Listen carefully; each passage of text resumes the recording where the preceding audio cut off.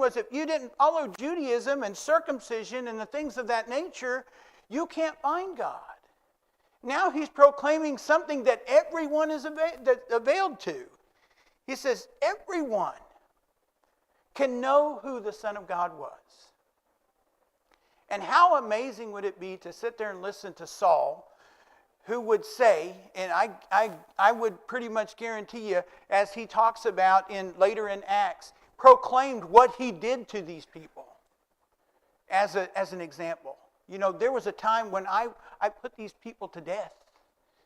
And I am guilty of that. But now is a time where you need to be a part of this, as I am a part of it. And I'll suffer. And I will deal with the struggles that I have because of who I am. And I want you to understand that it can happen. You can change your life.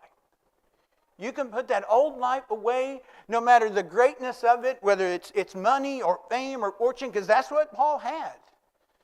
Don't be fooled. Paul was very, very known, renowned. He said, I was a Benjamite. I was a Pharisee. He was named after the first King Saul, who was the great Benjamite, right? So Saul knew what greatness was. He knew what fame was. He knew what fortune. He was a citizen of Rome. How that happened, we don't really know, but he had a citizenship in Rome. It saved his life in a lot of ways and allowed him to preach all over the continent. You know, he took advantage of when he was arrested. He says, okay, you're going to take me here, I'm going to preach. He was in Crete, he preached. Miletus, he preached. Everywhere the Romans took him, he preached the gospel. And so it was like God took Rome and used them to carry Paul around the world and preach a gospel that most likely would have been very difficult for him to do. And so we think about the greatness of this change. You know, that's what we desire, a great change in ourselves. That's what God desires in us. But, you know, it's the same for the people who we come in contact with. We see a need. First, the physical is the important. If they have physical need, we must fill it. But in the second sense, the spiritual need is of the greatest importance. In verse 21, he says, and those hearing him continued to be amazed. Why were they amazed? They saw it. They saw the change in this man who came to persecute them. And they were saying, is this not he who is from Jerusalem, destroying those who call on the name? Right?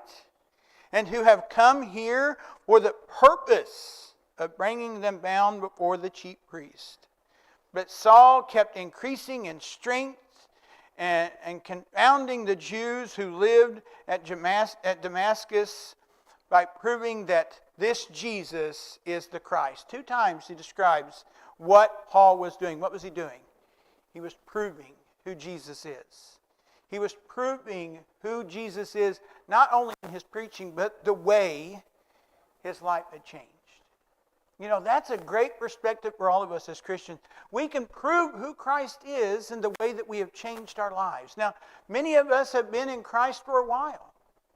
And some of that change may be hard for us to see in a perspective. But when we see how Ananias worked to help Saul and how Paul would determine to prove who Jesus was, the Son of God. How do we do that today as Christians? How would we use this as a perspective as Christians today? What does that look like? Has it changed? It hasn't changed, has it? It's still the same for us. We still can understand how to do the same. We do some door knocking here last week, and it was a great opportunity. We got to get into the community and pray for them. As I saw Leighton praying for this family, I was so encouraged. You know, that's the things that we do. We go and we meet the community. It's very hard today. Very hard to meet the community. Not everybody is receptive. But it does tell us that it describes to us that those who come to us, we should be able to help them physically and spiritually. If we just meet one need, is it going to be enough? Hopefully, if they return to us, it will be enough that we can meet all their needs. Now, we think about what Paul was doing here. We had this narrative that Paul was in Damascus, and then he taught for a few days, and then he left and went into Arabia. If you go to Galatians chapter 1, Paul describes there's some stuff missing in Acts that Luke didn't see fit to write, because Paul would expound on it later on. If you look at Galatians chapter 1, verse 17, Paul describes what he did after he was in Jerusalem.